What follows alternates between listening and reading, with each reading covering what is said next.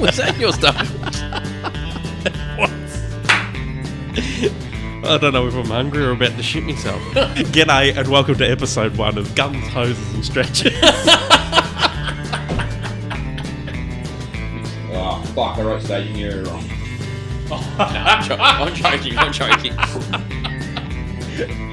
you going to ask questions straight up? So you're just going to say, welcome to episode 2, we're talking about this, and then bam, fire into I'll shut the fuck up.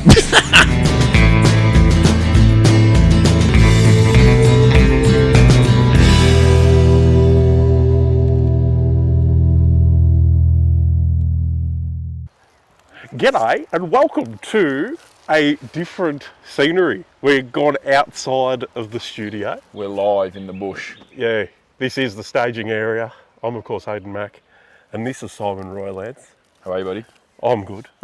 Fucking, we've got new technology. New technology today, yes. Wireless microphones. We've upgraded again. Yes. And I told you those motorbikes would start the second we started talking. Those motorbikes would kick off. I said it and I should put a bet down. Shut up!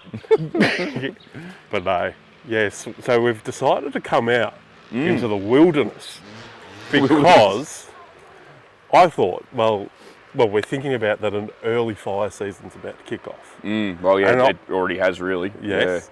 Yeah. And I was thinking maybe we should go out and your experience as a fire management officer with councils and also with CFA. Councils and CFA, yeah, I guess, in a way, yeah. So thought we'd come out here and pick your brain on what you look at the vegetation and the growth, like the undergrowth and all that, and what you look at to prepare for a bushfire. Yeah. Or what you look at beforehand to try and lower the risk of bushfire in an area. Yep. Is probably the better words to use, correct? Yeah, definitely. Preventative measures before the bushfire season kicks off, really, before the fire danger period kicks off. Yep. What sort of stuff we look at or would look at from a council perspective. When we're in the state government, what the state government would look at from a, CFA is a little bit different, but what their perspective was. Then you've got the forestry guys who do it as well. So, just having a look at all that sort of different stuff, I suppose. And we're going to go to a couple of locations, I think, today whilst we're filming. Yep. We've got one now which doesn't show you a great deal around fuel issues, I suppose. But we're going to find a couple of others where it's a little bit more dense and just sort of shows people the changes in the forest and in the bush and whatever else over the last few years. Because we have got, I guess there's two things. We have got a fire season which is coming now, or it's already well and truly here, to be honest, which I don't think hasn't caught people off guard who work in those agencies or in those environments, but maybe for the public weren't probably really realising what's been going on in the last few years. So 2019, 2020 is probably the last time we've had a decent fire season, certainly here in Victoria and definitely in some of the other states. Yep, the other fire seasons, the other years, we certainly had fires occurring, but they weren't as bad as what 2019 were. They weren't as bad as what 2009 were. And that happens. We go through sort of ups and downs with our fire seasons. But what we've got happening now this year in Queensland, New South Wales and Victoria, we've had no real fire seasons since 2019, 2020. But what we have had is a lot of rain and a lot of flood events over the last few years. We've got a lot of fuel on the ground now in forested areas. We've got a lot of fuel on the ground on private property, roadsides, rail corridors, all those sorts of things. There's an abundance of fuel out there. Because of the weather conditions during those periods, a lot of the agencies couldn't get into areas where they would normally do good clearance work. They couldn't do it because of, and now there's a bit of a race on now to try and get some of that stuff done. We just went through the bush here and we've seen the way the tracks are. The tracks in this area here that would normally be utilised by fire agencies to combat remote bushfires, or it's not even really remote here, but just to combat fires and get in there. Those tracks are pretty torn up and they're looking pretty bad. There's still a lot of trees down. It's very clear that the agencies have been doing their work as much as they can, but it's been difficult for them. And now we've got, probably the last, I would say, almost 12 months. We've had less rain. We've had a lot less rain the last 12 months. So we've got a lot of fuel on the ground. We're drying out very quickly. Queensland, New South Wales, very dry in certain areas. The Gippsland in Victoria, very dry at the moment, which is kind of unusual for them. They're kind of the area of the state where in Victoria, they're normally the last to kind of fall when it comes to fire danger periods. Their fire danger period actually starts today, I believe it is, which I'm not sure in Victoria's history. I don't know how far back you would have to go to find a time when potentially Gippsland was the first area to go into a fire danger period. Normally it sort of starts in northwest around Mildura and kind of works its way down throughout the summer. We're starting in Gippsland this year for a couple of the councils down that way. And I would imagine some of the other councils around the state will probably fall in the fire danger period pretty soon. Yesterday here in Victoria was the first day that the agencies were now updating the fire danger rating. So every day you get a fire danger rating for for all the different areas of the state. Yesterday was the day that started here in Victoria. So that also means people who have got those you've either got those manual boards that we used to have to change all the time. We did that many times. The manual fire danger rating signs with the sort of like the clock on it. Those things will start being updated as of yesterday. The electronic ones that we have here in Victoria, they'll start. They started operating as of yesterday. Prior to they were just saying no fire rating today. Now they'll start showing ratings. And the funny thing is, we talk about the Gippsland area. We talk about how dry it is. We talk about the fire danger period kicking off there today. Fire danger rating starting yesterday. Yesterday we had a Watch and Act Leave Now message that was issued for the Hayfield area because they had a bushfire there that was threatening the township, and they were concerned that they might have to get people out, so they put a Watch and Act Leave Now message out yesterday afternoon, which we spoke about at the time, which again I think is pretty unusual for this time of the year, for the end of September, for Gippsland to be getting a Watch Now message, a Watch and Act message and a Leave Now message at the later part of September for a bushfire. Just shows you how dry it is out there. You can see, no doubt, through those who watch the YouTube or Rumble channel, you'll see where we are now. It's reasonably green still. It is reasonably green, but you can see underneath it's quite dry underneath, and you can certainly see when you walk into the bush a bit, it's quite dry in the bush. So it's not going to take long, and I would. If I was a betting man, we spoke about betting earlier. If I was a betting man, I would think that most, potentially, depending on how the weather goes over the next month, I would think we would see most councils in Victoria, or council areas and CFA district areas and forest fire management areas. I think a lot of them will be into their declared fire danger periods probably by the end of October. Some of them may hold out to sort of mid-November potentially, but I think we're sort of looking end of October, mid-November is probably when we'll start to see those councils put their hand up and say, hey, we need to declare our season now because we're just getting too dry, and the CFA will probably agree with that as they work through that process, because councils and CFA work on that together. They work with their fire management officers at the council level and at the state level to sort of go, well, when do we actually declare our fire danger period? When do we think we're in danger of fire causing issue? And then they'll, go to the CFA chief and say, we request that you declare it, and he will take their advice and declare that area. So it'll happen early this year. Funny thing is, though, as we sit here and talk, one of the funny things we were talking about earlier is, though, and Gippsland is pretty dry at the moment, but we're also expecting to get a lot of rain in Victoria in the next 3 days, 3 to 4 days. And some of the models are showing that there could be extensive rain that could even lead to flooding in the Gippsland area and potentially other areas of Victoria. So if that does happen, that may slow the fire season down by a few weeks, which is not a bad thing. It's a good thing, but we've seen these models before, and we've had that expectation before, and it hasn't turned out that way. You have to get a slight change in what the weather itself is actually doing, what the weather gods do, and that rain may actually just be more of a sprinkle. We might get some decent downpours or heavier downpours. It might slow things down for a week or so, but time will tell. Probably by the time we record again, which will be next week sometime, we will well and truly know if there's flooding occurring or if it has occurred, and we can probably we'll probably update people on what happened next 3 or 4 days.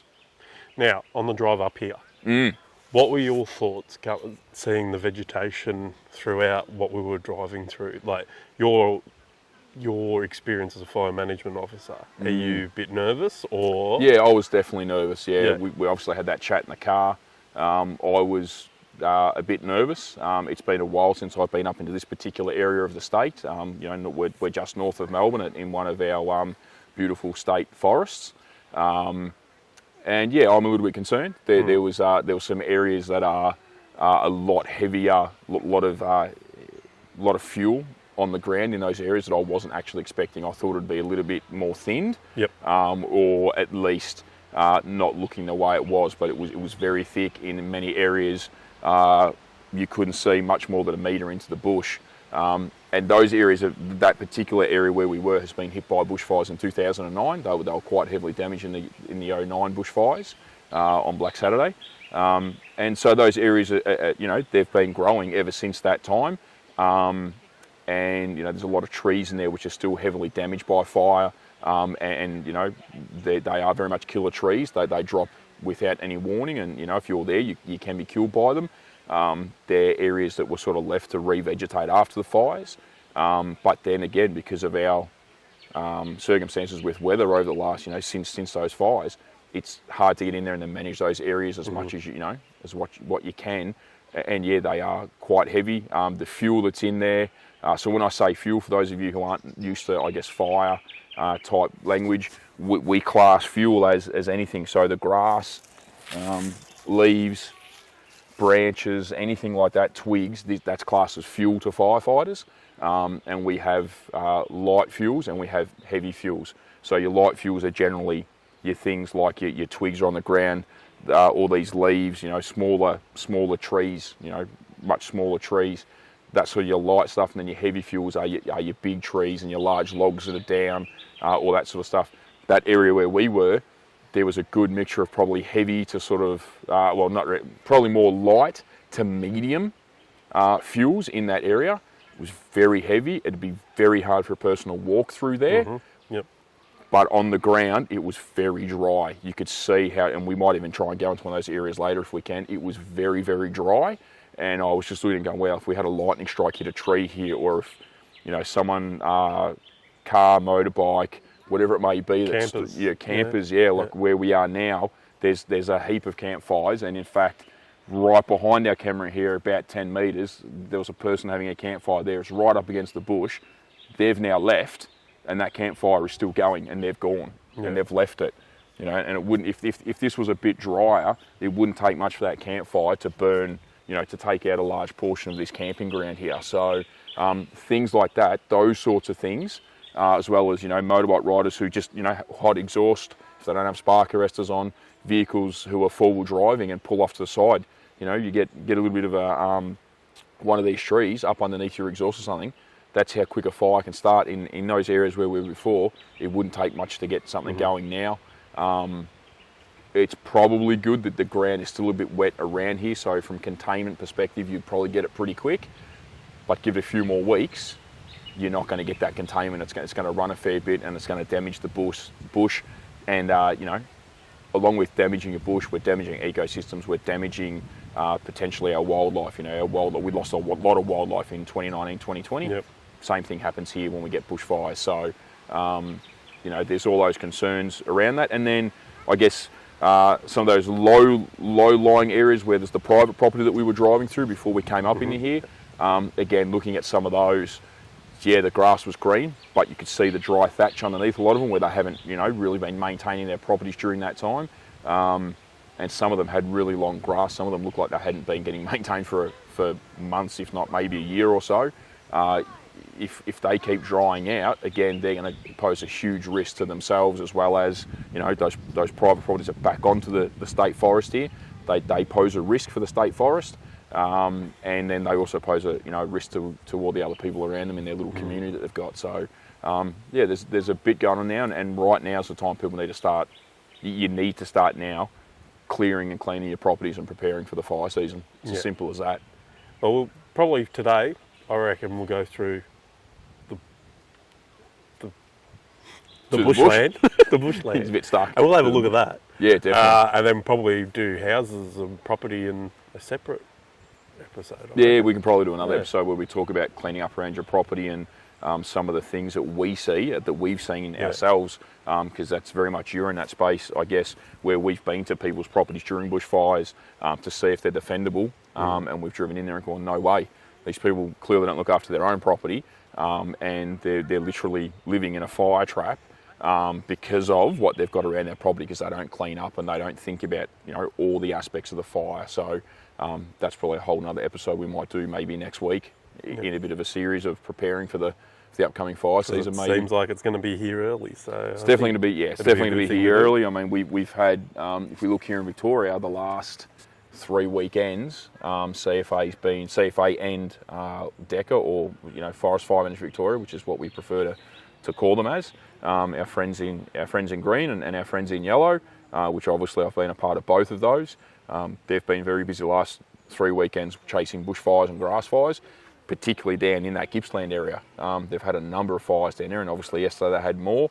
If we look at New South Wales, Queensland, Northern Territory, they've all been chasing large bushfires over the last couple of weeks, and there's been a number of emergency warnings and watch and act, leave now messages that have been delivered and pushed out to people to try and get people to move on out of those areas or to evacuate, because there's fire coming, and there's been a couple of decent sort of fires over in South Australia as well. Yep. So there's a lot happening. It's happening a lot earlier this year.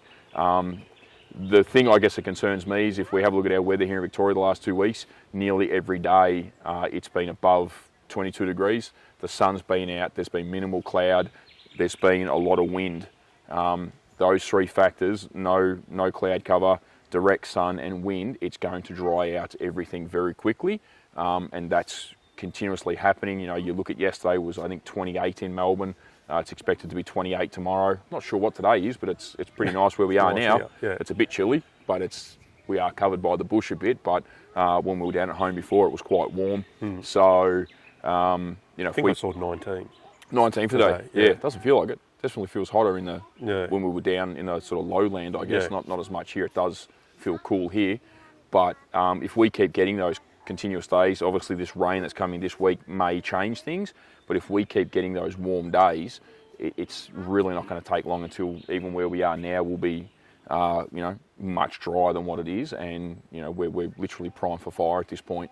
So we need to be prepared for it, we need to be thinking about it, and we need to start making action now. And I guess if we look at the fire management role and what we do, and we'll talk a bit more about on that when we go to the other locations, but state agencies and local governments and private sector as well, which obviously I play in that space a fair bit. There's people who have different roles that look at fuel management. So, they might be known as a fire management officer. They might be known as a municipal fire prevention officer, or a fire, just known as a fire prevention officer. They might be known as a fuel management officer, a vegetation management officer, or vegetation coordinator. Did I say fuel management? I think I did, didn't I? Already said fuel management officer. So, there's a number of different names for the role, I guess, and it depends on what agency you're in.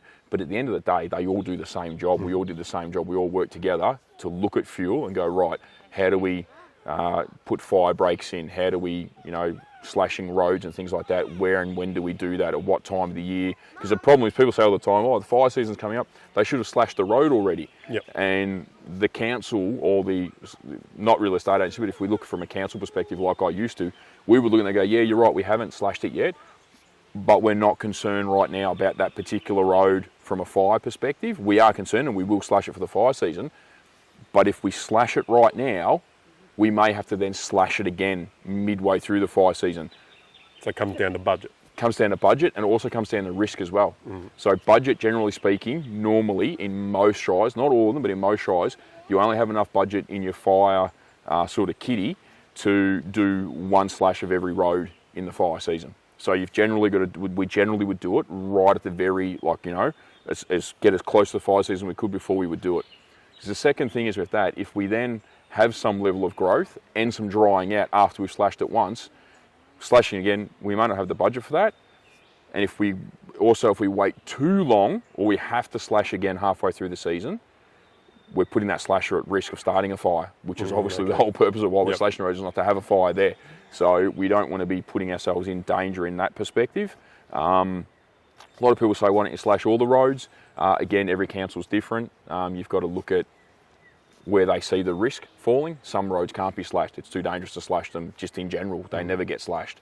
Other roads will get slashed. Some will get a little bit slashed. Some will get a lot slashed. Again, it comes down to what's the risk in that area, what's the known risk, how much budget have we got, what machinery we've got available, all those sorts of things play into it.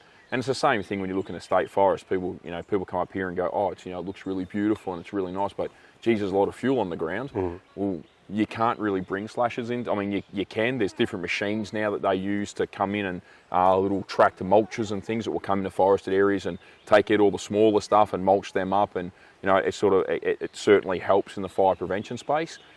But the reality is, most fire prevention work in these areas comes down to logging and fuel reduction burns, or ecological burns, or what people would commonly know them as these days. You've got sort of fuel reduction burns, ecology burns, and traditional burning with our traditional owners, with our First Nations people. I nearly said it. I nearly said it again, but I stopped myself. With our First Nations people, who now, we're doing a lot of traditional burning with those guys, guys and girls, I should say, right across the country. So, but it's going to take a long time for that particular method to really make an impact in the fire protection space. Where they started 5-10 years ago, it's doing a great job now. But where it hasn't, it takes time for that traditional burning to really start to make a change in the fire sense. Okay. So, well, I reckon we'll head off into the bush and we'll get your perspective of what you would clear up on. Well, yeah, probably can't tell what I'd clear up, but I can certainly tell you what concerns me. What concerns you. And it's more about that, I guess, showing people that different type of fuel layer. Where we are now here, it's pretty low. It's pretty good. There's a bit of grass coverage. There's certainly got some leaves. Hang on, stop that. I'll grab the camera and we'll do it. I'm going to go for a walk. Yeah, we'll go for a walk. Walkie-talkie. All right, Simon, can you take us through a bit of what you notice around in this area? Well, look at that. So, where we are here, it's probably more sort of there's a lot more sort of lighter fuels, I guess, here. So we've got some grass, leaf. There's some very small sort of twigs that have come off the trees, but there's nothing really big here. Obviously, we've got some large trees, some large timber, but then we've got our more heavier fuels over here. So if you have a look, again, it's still pretty light, and you can walk through this quite easily. So from a firefighting perspective, it's pretty easy to get into areas like this with hand tools, rakos, chainsaws, trucks. Would be able to get close here, where we'd then run some lines down hills, or even cross this little creek here, get some lines across there, and we can easily move around this area to fight this fire. I'm not restricted in moving around. It's quite easy, even though we've got these heavier fuels on the ground. So we've got a couple of trees here that have come down, and looking at them, it looks like that one there looks like it's been actually cut down. But these other two look like they've actually just fallen down, because they've still got sort of some root balls around them. So they've obviously fallen down in high winds or whatever it may be. But you can see it's the heavier fuel there, those sort of big logs. But again, you can easily move around it because all the vegetation around this is pretty easy. You can sort of see, from where I am here, I can probably see 50 metres through the bush in that direction. And I can see that 50 metres pretty easy. You could probably even argue that's almost 100 metres. If you can see that sort of burnt tree much further down, that's probably close to 100 metres, and I can see down to that pretty well from here. So this is kind of good in the sense of being able to get in and fight a fire in this type of environment or this type of vegetation. Doesn't mean it's not dangerous. It's still going to be dangerous if there is a fire in here, and you're going to be paying attention to what you're doing, especially with the trees. But you could get in here and fight this fire. In saying that, these lighter fuels, though, they help move fire pretty quickly. So when this dries out we haven't got long until this will potentially dry out.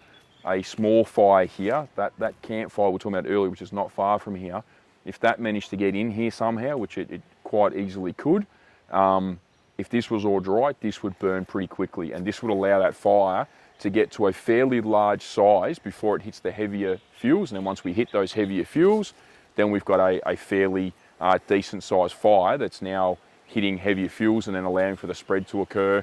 When we get into those more heavier, medium to heavy fuel areas, we start looking at things like embers, so spot fires then being created by the fuel that's on the ground, being picked up into the air, into the smoke, and then being thrown. And from a firefighting perspective, from a public perspective, I guess, public always thinks about the embers or the spot fires sort of coming from 1 kilometre away or half a kilometre away, because that's kind of what you sort of, I guess, most people think about. But from a firefighting perspective, you know, we can get, you know, the spot fires can start and they can be dropping 5 or 10 metres in front of the fire front, which is not that far. It's pretty short distance. These finer fuels being picked up and being thrown, but these fine fuels being thrown that 5 or 10 metres, that's allowing that fire to spread a lot quicker. And for firefighters on the ground trying to deal with that fire, we don't need that occurring. We don't want that occurring, because it's going to it just keeps pushing that fire further on, and our fire front then just becomes quite large quite quickly. So being able to manage all these fine fuels, it's in a bush environment. It's very different here. It's very hard to do this, because you can come and rake these leaves right now and clear them all up, and in about 4 hours time, most of these leaves will be back here again, because look at the trees we've got around us, like they're everywhere. Some of these trees are very dry.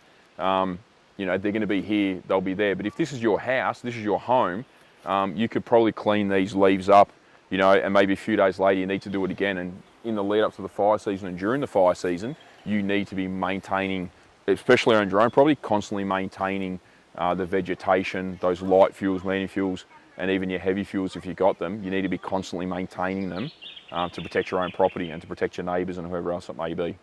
Apologies to the viewers that are getting motion sickness. Yeah, I was going to say, my did a big camera turn then. That was pretty good though. I liked it. I was getting motion sickness watching you. So yeah, so this is a pretty good little space at the moment, but we'll go now and have a look at a more heavier fueled area, I guess, and just sort of talk about that process. Someone left their kid's fucking nappy there. It's all fucking. How disgusting is it? Like, people just take it home. Like, fucking hard is it to look after the camping grounds and protect them? Yeah. Fucking shits me. All right, so what have you found here, Simon?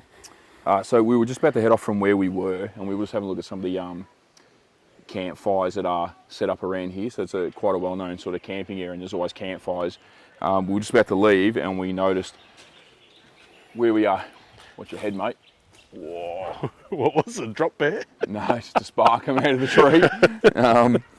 A perfect example why you should actually be wearing your helmet, not holding it, or, you know, have something on your head, or do something decent on your head when you're in the bush. Yeah, so we're just about to leave, and we just discovered as we're walking out that people who are coming here and camping are actually picking up their coals at whatever point. Don't know if they're doing it when it's cold or when it's warm. I'm going to suspect warm, because this one here is pretty warm. And they're actually throwing all their ash and their coals from their campfires right up against the trees, or putting it in amongst the grass here, away from where their actual fire would have been. Now, So, why is that a bad thing? well, the issue is, if these coals were, I mean, they're cool. Some of these are still a little, they're not too bad. They're pretty cool, but they are a little bit warm.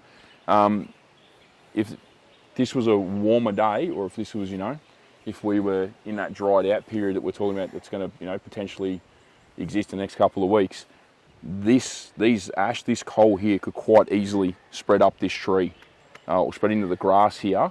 That is right next to it. They've literally dumped it on top of grass. If this was dry grass, this would take seconds to take off into the grass, and before you know it, you'd have quite a substantial fire on your hands at a location like this. Now, if this was, you know, really dry and it was hot and windy, it would not take this fire much to get up into the more heavier, hillier part of the forest here, and we'd have all sorts of trouble on our hands for both the private landowners who live very close to this campground, but in particular for the forest here and for the ecosystems that are in this bush. They could be damaged quite severely by people just being stupid and lazy, and dumping this shit, or this coal, right up against these trees and this grass here. So a bit of a point, a bit of a tip, this happens every year. Every year these campfires get left, and they do cause bushfires every year. Be it here or at home, you leave your campfires unattended, you don't put them out properly, they will cause fires. And they can cause some significant destruction. So just be responsible and be smart about it, and make sure you put your fire out. You know, don't take it from an area where it should have probably just been left and cooled down, and bring it and dump it right up against vegetation, which can quite easily catch fire and spread pretty fast. Now, is there any signs around the campgrounds that should be posted to let campers know how to safely?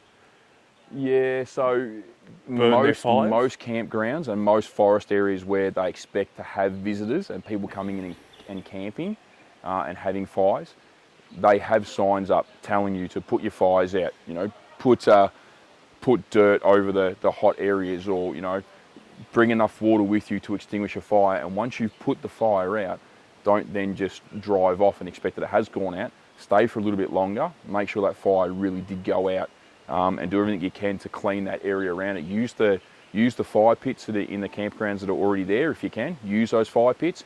If you're going to, if you can't use a pit that's there because maybe there's too many people here and you're going to start another fire somewhere, make sure you clear that area and really clear it well. Do it within the guidelines of whatever the state forest or national park area says what you can and can't do in a sense of having your campfires. Make sure you bring plenty of water to put them out, and don't leave until you know 100% it's cool. If it's not cool for you to touch, then you shouldn't be leaving it. Right? Until it's nice and cool, you shouldn't leave it at all. That's the best advice. Well, thank you for that information. No worries, mate. All right, let's go on to the next job. Let's do it. All right, so one other thing, just before we leave this campground, that lady over there is doing exactly what we just spoke about. She's throwing a ton of water on her campfire, which is Hang great on, I'll to see. film that. So the steam kind of, which is really good. But one of the things that that people should really be mindful of, particularly if you are coming into a forest area, state forest, whatever, and you're going to be camping, picnicking, whatever. You can see here the cars have just been parked right on the side of the road. There is parking areas, but people haven't parked there, or it's overpopulated. The problem with this is if there's a fire in this bush or close by and fire service have to get through, we're in a fairly large four-wheel drive. A tanker that may need to get through here for fire operations, it's going to be difficult for them to squeeze past all of these cars. Yeah. And then you're going to have populated people. People are going to be walking around as well, you know, which makes it a bit of a danger for them to get in and out. So if you come up into these areas, especially during summer, and you're going to have your barbecues, even if it's just coming for a day visit, you have barbecue or family stuff, try and get your car as far off the road as you can, off these little entry roads or tracks, to allow for fire services to get through, because it's quite a significant danger, not only for the fire services, but for you as well. And I'm pretty sure you don't want a bull bar from a fire truck taking out the side of your car if they're trying to get through there, you know, at a reasonable pace to get into an emergency that's unfolding. It also leads to clogging up the roadways or the exit. If there is a fire and people need to get out of here in a hurry, there'd be a lot of people in that area now that would be potentially stuck for a period of time because the cars are all facing the wrong way, they're blocking the road. There's an area back there where they've actually blocked other cars in. So you need to be mindful of that stuff when you come into these areas, particularly as we come into the warmer months and people start to get out and enjoy these areas a lot more. All right, Simon, so where are we now? So we've just moved to a different part of the same forest that we've been in, filming in today. We're just going a little bit further down the road to a different area. This area in particular we're in now was heavily impacted by the 2009 Black Saturday bushfires here in Victoria. So you can see the bush is still recovering. It's still, certainly a lot of the trees here are very new trees. This area was very much, looked like a moonscape after the fires came through here. We lost a large amount of vegetation, and a lot of what is here now is the stuff that's coming back. That's the regrowth that's come back from those fires. But the thing that you will notice, as Haydos is sort of panning around and looking at different areas, you'll see the vegetation is very different. Although it's quite small vegetation, but it's certainly doing pretty good, most of it, at surviving. Some of the trees that were heavily impacted by those bushfires have actually started to grow back and are looking somewhat healthy now. But you can also see with the vegetation, with it being so young and so much of it, and the capability for rain and light to be able to get into those areas because the bigger stuff's not there anymore, and there's not as much canopy cover. The vegetation is very different. It's a lot thicker. If you sort of look behind me here, where before you remember we were sort of looking and we could see a good 50, 60, even close to 100 metres into the bush, here it's limited. Yeah, I can see probably a good 20 metres in, but even in that 20 metres, there's areas that I actually can't see beyond, and sort of right here in this area here, we can only see sort of, 5 metres into the bush, and then it sort of becomes very difficult because there's so much vegetation in there. One of the things we also notice, very quickly after we stopped here and we got out and had a look at this site, we didn't pre-plan these sites. We just went for a hunt today and found what we could. It is very dry on the ground here. So although we've got some sort of green grass areas sort of poking through here, it is very dry. When we step on it, it crackles, it crunches under your feet. Just looking into the bush there, you can see sort of just beyond me here, 6, 7, maybe even 10 metres into the bush there, it's very dry. It's a very different sort of landscape to where we were at the camping ground earlier. It was still nice and green and probably not ready to sort of really burn. Where here, if something did get going, we could probably see a fire take off. It may not be a huge and ferocious fire, and I have no doubt that the forest fire management guys and CFA will get onto it pretty quickly, but the reality is, if this was in a couple of weeks' time, if we had really, high temperatures, strong winds, this could certainly be an area that wouldn't be great for a fire to travel through. There's a lot of medium and light fuels on the ground, but there's a lot of it. There's a lot of availability of those fuels on the ground. So therefore that fire would travel fairly quickly and get moving, and we'd have potential for a lot of spotting taking place in here. And as you can see, it's pretty difficult. So for firefighters to get in there with rake hose and things like that to sort of do dry firefighting techniques where they're not using hoses, which we do a fair bit of in Victoria, especially in these forested environments, to get through here, they're going to need to push a dozer in to try and potentially track that fire or be able to get crews in there. And if the dozers aren't available at the time, or they're going to take a bit to get here, it's going to be chainsaw work to sort of cut a path through to get into a fire that may be in that part of the bush, depending on how that fire started. If it's come from the roadside here, a little bit different. You can sort of attack it straight away, and then you'll wait for the dozer to get around it up. But if there's a lightning strike further in where that fire starts, it's going to take a bit for crews to get in there and start battling that. Hopefully aircraft will be available and make some difference in that firefight until you can get enough ground crews around it, surround that fire and get it contained, and then eventually get it put out. So big difference in the vegetation, and we've only driven within this forest. From where we were before, it's probably a 10, maybe 15-minute drive, if that. Obviously, it's because the roads here are pretty windy to get around to this spot from where we were. So it takes you 10 to 15 minutes to drive, but it's really not that far. If you sort of, as the crow flies, we're not very far from the other spot that we're in when we started filming this morning.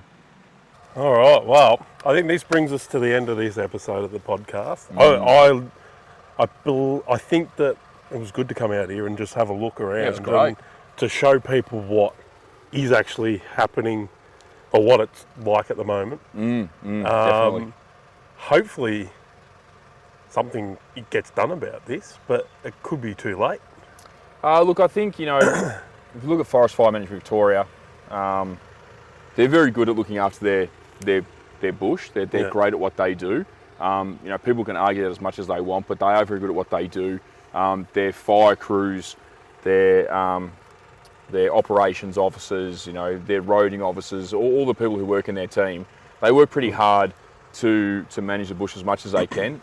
They have a lot of complexities in what they do. So, you can't really blame them for anything that might seem like a bigger risk in the bush than anywhere else, because, they're competing with budgets, they're competing with other agencies who need money. And it all comes down to the fact that, wherever the government thinks they should be putting their money at the time is who gets the money. Yeah. And in forestry, quite often they get left, and it's pretty unfair.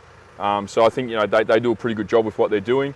And then, we have the seasons like we've had, and it then makes it even harder for them, because now they've got a number of forests they've got to look after, and each sort of region's got a number of forests to look after.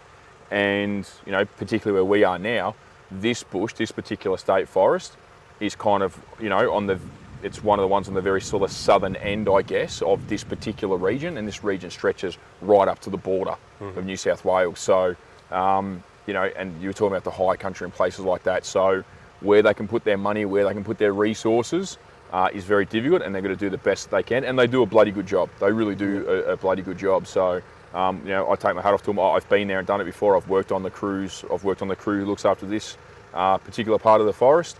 I've worked on that crew twice now in my sort of career or lifetime, and they're very hard working. They're very good at what they do. But again, it comes down to, if the government doesn't want to put the money into it, they have to stretch their budgets as far as they can, do as much work as they can with little dollars and little people. When I say little people, small teams. They do a bloody good job, but when we start to get into these seasons, they do start to struggle because firefighting these days in Australia, particularly if you're sort of on the east coast, if you're sort of looking at New South Wales, Victoria and South Australia, and even up into Queensland, firefighting's like even forestry firefighting or bush firefighting, rural firefighting, it's like a all year round job now. It used to be, there was a part of the year where we did some burning on either side of the fire season, then we had the fire season, then you had a few months off and you rest and recover and all that sort of stuff. Now it's not like that anymore. We're getting bushfires all year round. Somewhere there's a bushfire taking place almost all year round these days. And if we're not dealing with the bushfire side of it here in Australia, they're being sent overseas to Canada, New South Wales, Canada, America, those sorts of places to help fight the fires over there, because our fire crews here are very skilled at what they do. So we go and help out the Americans and Canadians who often help us out. And then also on top of that, we've kind of moved from, I guess, in the fire world, we've been from being just fire orientated to now we've got this whole all hazards approach.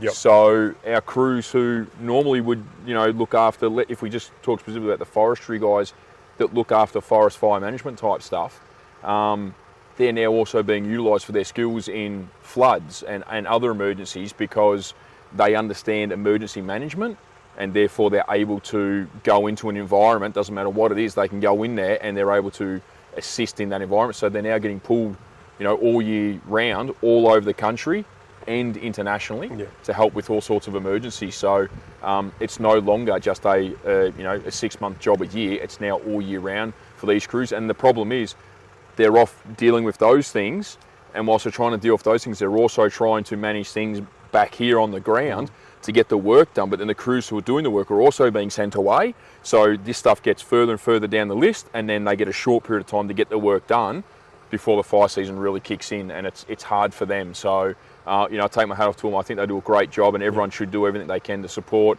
our forest firefighters who are out there doing, looking after our state forests and our national parks, Parks Victoria, Forest Fire Management, their contractors, as well as the CFA and the other agencies who sort of, councils who work alongside them.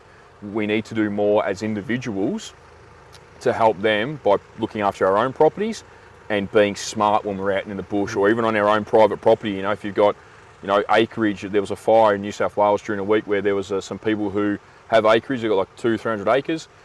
They had their family come up and they were forward driving on their own property, and one of the vehicles started a fire, and that fire went into the state forest and damaged a fair bit of state forest. So it's everyone's responsibility to look after the forest and your own private land when it comes to fire prevention. It's to help everybody at the end of the day, because there's only so much, the men and women who are on the ground doing this stuff, there's only so much they can do, and their hands are pretty tied with budgets and resources. So they do an amazing job for what they've got. Well, I think we'll leave it there for today. Thanks again for giving us some insight into your world. No worries, of mate. Fire management. Anytime. That's it. This has been the staging area. If you'd like to get in contact with us, you can jump on email. TSA. No, No, it it's is changed now. Oh, it hasn't Changed Productions. No, we'll keep it TSA. All right, sure. Makes it For easier. this one, yeah, that sounds good. Yeah, TSA right. at militum.com.au. Facebook, the staging area. Oh no, yeah, that's still the staging area at this point. Facebook's still the staging area, yeah. But then Militum Productions on Instagram and TikTok. Also, get it, the video at YouTube and Rumble. YouTube and Rumble. And Get on also audio versions will be available on Spotify and Apple Podcasts and Google Podcasts. Where they're there too. The Googles. All right. Well, that's it for another week. I'm Hayden Mack. This has been Simon Roylance. Stay safe, And I don't people. think we said fuck. We did now. I think I did earlier though. Maybe not. I said shit. I think that is the first time we recorded without saying fuck. I did say shit. Last episode we did.